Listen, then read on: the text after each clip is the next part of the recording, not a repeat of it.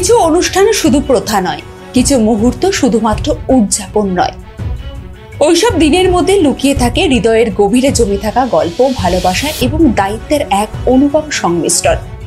আজকের ভিডিও ঠিক তেমনই এক দিনকে ঘিরে, যেখানে রূপসা চট্টোপাধ্যায় এবং সায়নদীপ সরকারের জীবনে প্রথমবার একসঙ্গে 3 প্রজন্মের ছোঁয়া লেগেছে।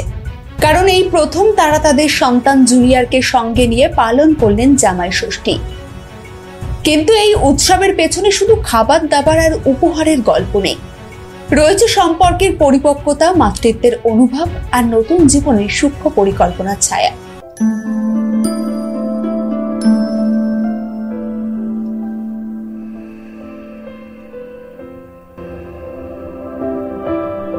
রূপসা চট্টোপাধ্যায় বাংলার ছোট পর্দার এক চেনা মুখ।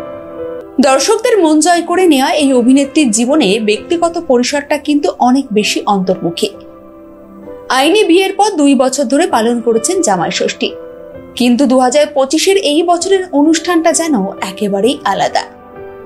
কারণ তাদের সঙ্গে এসেছে সেই ছোট্ট অতিথি, তাদের সন্তান। সায়নদীপ সরকার পেশাগতভাবে মিডিয়ার সঙ্গেই যুক্ত, তবে আলোচনার কেন্দ্রবিন্দুতে আসতে একেবারেই স্বচ্ছন্দ নয়। তবু রূপসার পাশে থাকার নীরব প্রতিশ্রুতি তার প্রতিটি পদক্ষেপে স্পষ্ট। সংসারটা গড়েছেন ভালোবাসায়, বিশ্বাসে, আর এখন সেখানে যোগ দিয়েছে এক নতুন প্রাণ, তাদের সন্তান।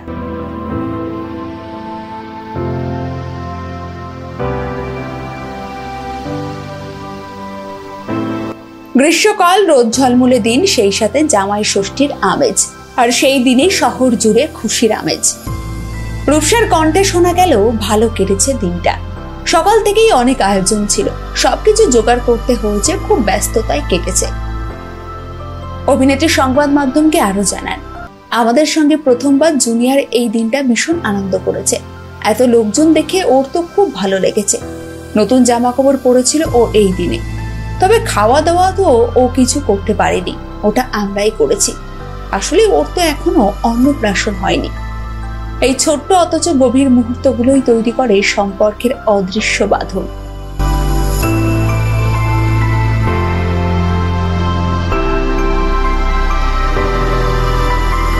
বাঙালি মানেই খাওয়া দাওয়া, আর জামাই ষষ্ঠী মানেই রাজকীয় মেনু। এই দিনেও তার ব্যতিক্রম হয়নি। রূপসার মা নিজে হাতে বানালেন চিংড়ির মালাইকারি, মাটন, শুক্তো, ধোকা, আর ছিল সায়নদীপের প্রিয় বিরিয়ানি এবং চাইনিজ খাবার।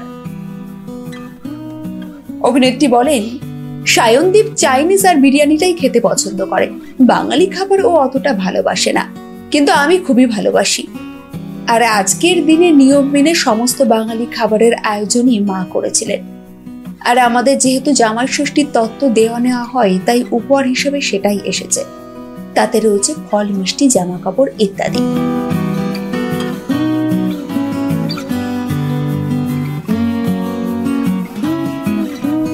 জামাই ষষ্ঠীর অন্যতম আকর্ষণ তত্ত্ব, যেখানে জামাইয়ের জন্য পাঠানো হয় উপহার।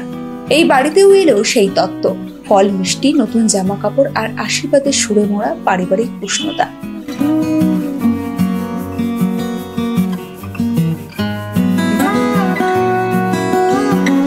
রূপসা এখন ব্যস্ত নতুন সিরিজের কাজ নিয়ে, তবে এই ব্যস্ততার মাঝেও ছেলেকে ফেলে শুটিং এ যাওয়ার মানসিক প্রস্তুতি হয়নি তার।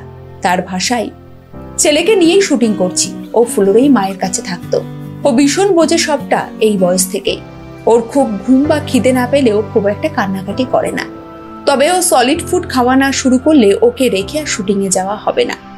তাই ওর সামনের মাসে অন্নপ্রাশন হয়ে গেলে তারপর ধীরে ধীরে ছবি বা ধারাবাহিকের কাজে ফিরবো।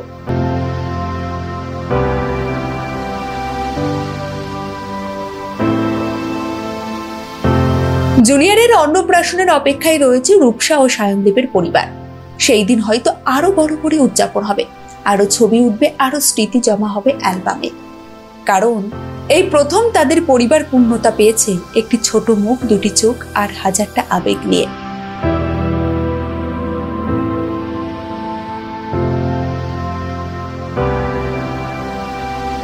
রূপসা আর সায়নদীপের জুটিকে আপনাদের কেমন লাগে কমেন্টে জানাতে ভুলবেন না। আর ভিডিওটি ভালো লাগলে লাইক ও শেয়ার করে পাশে থাকবেন।